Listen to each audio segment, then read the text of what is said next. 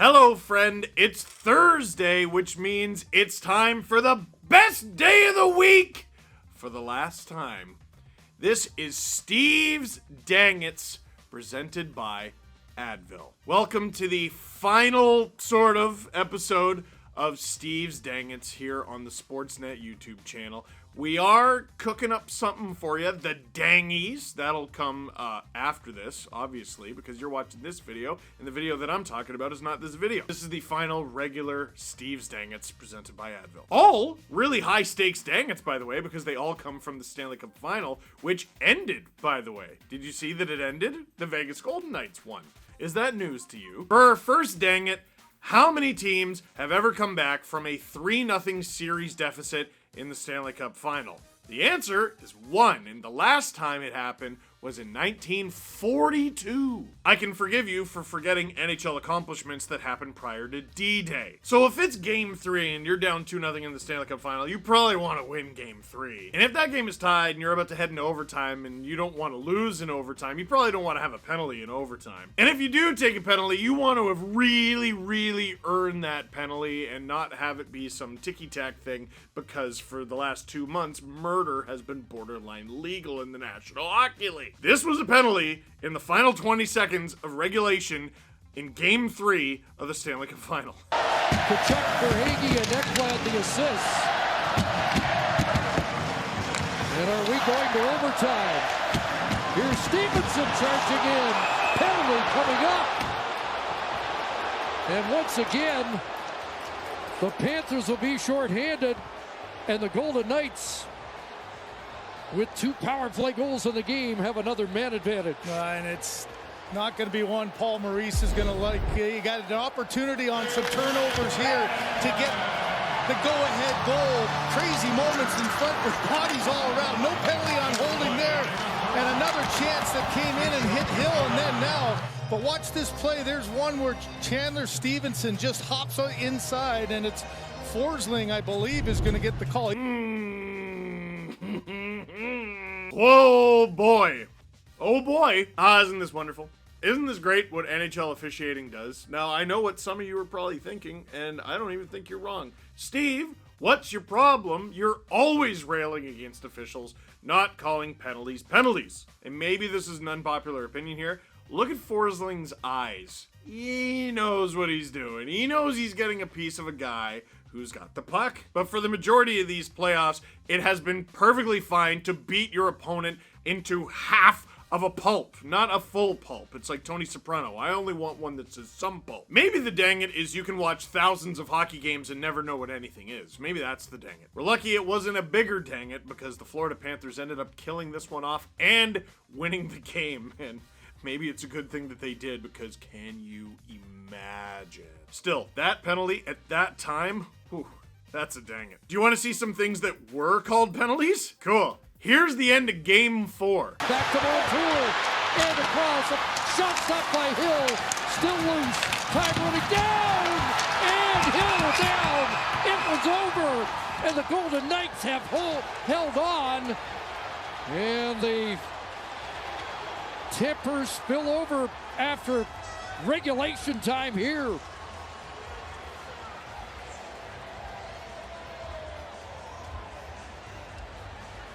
Aiden Hill holds the fort. Pietrangelo comes out of the penalty box, and now he is trying to get at somebody. I think it's Tkachuk.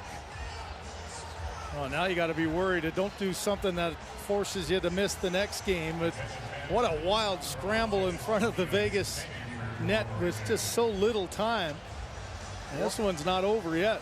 A lot of helmets off and these rats flying onto the ice. McNabb down at the bottom of the pile with Sam Bennett. Flying everywhere. And then afterwards, we've seen Hill not be afraid to protect his own crease. What a crazy finish to this one. Wild one here in Florida tonight, potentially the final game of the season at home for the Panthers. Well, that's just dumb. All of it's dumb. Lost in that whole fray because there was basically a line brawl at the end of the game where someone left the penalty box after the game. I know it was after the game, shut up, to join the line brawl. Matthew Tkachuk actually came really close to tying this thing. But then what happens? Everything happens. Everyone needs an Advil is what happens. Matthew Tkachuk takes Alex Pietrangelo, and I don't think I've ever seen this before. It's like your buddy whose party trick is, I have a really unique way for opening bottles. Instead of just using a normal bottle opener, he takes like a pencil or a fork, and he didn't ask for permission. It's like, I like that fork. I got that was a wedding gift. And he just takes it and goes, poop. He tried to do that with Pietrangelo's head, and he was just trying to whack him, just whack a bunch of times, whack him. And I'm leaving out the whole thing that started this thing off is Brandon Montour being a human bowling ball and just trying to knock everybody over, take Aiden Hill out of the series by accident, I'm sure. Braden McNabb giving Sam Bennett a bulldog? Is that a bulldog? Is that like the Trish Stratus thing? Is that what we call that? Is that a bulldog? And maybe the most absurd thing about all of this is at the end of Game 4. Matthew Tkachuk did not play most of the third period of Game 4, and then he almost scored. But he also didn't play Game 5 at all. We now know that the reason he didn't play Game 5 is he had a broken sternum. That's this thing. You ever feel that? Your life is what's behind that. Well, how is he playing with that at all? I know he didn't play Game 5. How did he play with it at all? And this dude's starting fights with professional athletes with a broken sternum. And I know what some of you are saying right now. Oh, it's because it's the cup, bro. He had a broken sternum! This is not a broken nose where you shove some gauze and put on a cage and whatever. It is one of your body's hard parts that holds in all the important soft parts, because if the important soft parts get out, you turn into a puddle. But I think the biggest dang it here is all the misconducts after. Matthew Tkachuk and Aiden Hill and Brandon Montour, and I think Pietrangelo didn't even get anything. A bunch of people got penalties. And here's why I don't care and didn't commit it to memory. It doesn't matter. It doesn't matter. Don't even look it up. Who got penalties? Did it matter? No. They got penalties in a game that was over. They're only literally, very literally, that's an overused word, but very literally, just like padding fantasy hockey stats, those penalties don't matter. And again, I've been trying to drive home the things that happen on the ice need to matter. Because I had a number of people, like longtime hockey fans, like, man, does every game have to end like this? Yes, because it's allowed. The Florida Panthers are trying to win the cup, aren't they? Well, it's allowed. No, it's not allowed. They got penalties that don't carry over. So they're penalties that are served in time that does not exist. Do you understand how those 2 and 5 and 10-minute penalties at the end of the game, they were not served. They did not have a punishment. They were simply assessed a random number that doesn't exist, went to the locker room and got undressed. Nothing happened. And if nothing happens, that means it didn't matter, which means the things on the ice don't matter, and that's a problem. How do you handle that in the future? I don't know. If you get a misconduct at the end of the game, maybe it carries over to the next game. If it's a 10-minute misconduct, you don't get to play the first 10 minutes of the next game. Maybe it's only in the playoffs, or maybe it applies to the regular season too. Get people to stop doing stupid stuff at the end of games. I don't know. It's like a mini suspension, because you don't want to kick the guy out of the whole game, just part of it. Just a little stupid tax, you know what I mean? But when the things that happen on the ice do not matter, that's a dang it. Now this dang it is far more costly. The Florida Panthers power play went 0 for 14 in the Stanley Cup final, and worse than 0 for 14, they were a net negative because Mark Stone got this shorthanded goal to open the scoring in Game 5. Back in Bennett. That drop for Verhaeghe, missed him.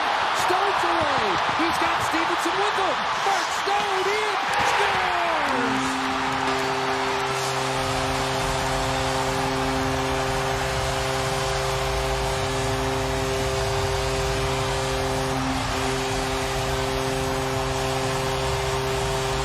You can tell Bonsard, now you get a bad pass, and the patience here of Stone, he's thinking pass, stop up, and then absolutely roofs it. Top third of the net, in so tight on Bobrovsky, and the game's first goal goes short-handed to Mark Stone.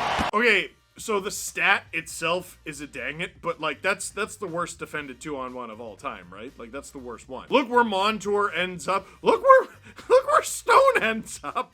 I can't help but feel kind of bad for Bobrovsky because he looks absolutely awful on this play, way too deep in his net. But maybe he thought he was gonna get some help. I don't know. But the biggest stage of them all, your power play falls to pieces, and you're allowing shorties in the clincher. Yeah, that's a dang it. Speaking of goals that happen in the clincher, here's a confusing one. The Vegas Golden Knights score a goal after the whistle. That's 8-7 for the home side. Away goes Eichel. Got some room with Barbashev. Eichel drag. Backhand. Bobrovsky down. It's still loose. It's in.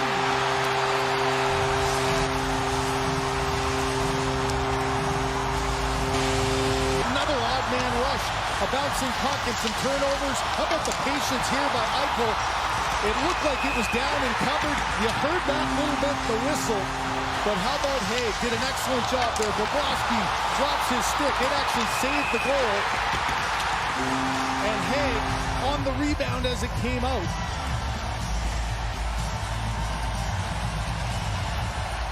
Right there, it gets poked. Is that Eichel that poked it underneath the Bobrovsky? Okay, so you saw that, right? I have a very important question.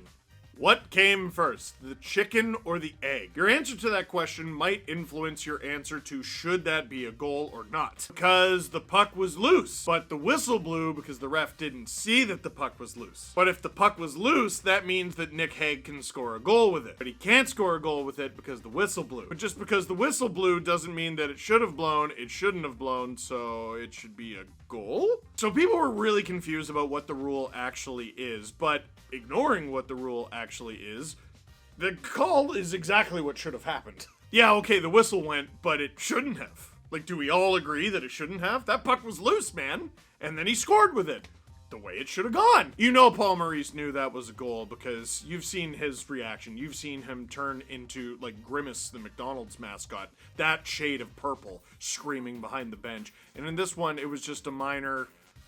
I'm not a good lip reader. What does he say here? Fun enough. What's Dion got to do with this, Paul? I don't know, man. I don't know. But that's confusing, and that's a dang it. I don't like being confused. Big dang it in the clinching game that was actually pretty close for a while. The Florida Panthers surrender 4 goals in the second period of Game 5, and one of them was whatever this was with less than 2 seconds to go. Dangle plays it inside the line, and as good as to send it to the line, but not out. Riley spins it down. Bobrovsky, rebound down. Is it in? There's a penalty coming up. Bobrovsky on the puck. A Golden Knight was celebrating, and they think they've scored again. That's Pietrangelo emphatically signaling goal. We'll wait for the official. A waiver pickup in that construction of what looks like it's going to be a Stanley Cup championship team. You can see how quickly Bobrovsky was down. Where does the puck end up? The arm is up for the penalty, and then Pietrangelo looks behind and has the discussion. He's the one first to put his arms up. Matteo must have ended up on the puck because nobody could see it for a moment. Oh, right there, slid underneath. Look at that. That is the funniest reaction to a goal in a clinching game ever, and yes, more so than Patrick Kane in 2010. Patrick Kane's goal against the Flyers in 2010 was just genuine confusion, and while it was still funny, it wasn't the same. This was, the puck went in, and it sat in, and no one said anything, and they all just sort of stared at it, and Pietrangelo decided to just go, yeah! He's the one guy. He's just, sure, yeah! Even if he didn't see it went in, even if he didn't think it was a goal, act like it. Act like it. Dress for the job you want. Dress for the goal you want. Dress your face. Put on a smile. Also, shout out to Sam Bennett for not even sort of trying to go for the puck and cross-checking Michael Amadio as hard as he can. On the puck is, nobody could see it for a moment. All right there, slid underneath. Look at that. I will take 1 Advil for that. That and a cup ring. That's a tough second period. That's a dang it. A few dang it's that we have to mention because, after all, it was 9-3 for the Vegas Golden Knights. If you were sitting at home wondering, hey, is 9 a record? It is. It is a record. It's the most goals ever scored, and therefore it's the most goals ever allowed in a clinching Stanley Cup final game.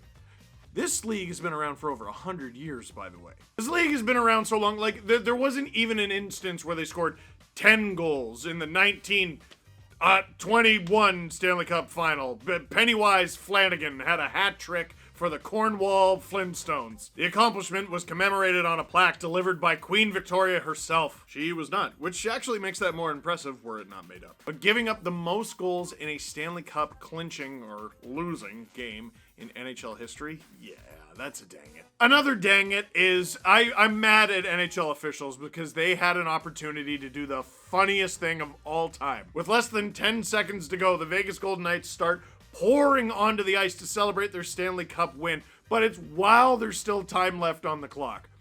Someone should have called a penalty. Steve, you don't honestly think? No, I don't, but it would have been very, very funny. What would have even happened? Get back on the bench. And just like 20 guys like, no, you have to. So what, you want me to just pick up all my stuff? They're sitting there on the bench like, I think this is yours. I think this is actually. Okay, we're just gonna throw them off. Anyway, just put on the glove. I know it's gross. Just put on the glove! Imagine getting into an argument right before you have to hoist the Stanley Cup. It is a dang it that dang it never happened. Dang it. And it's a dang it that this video is over. That Steve's dang it's are over.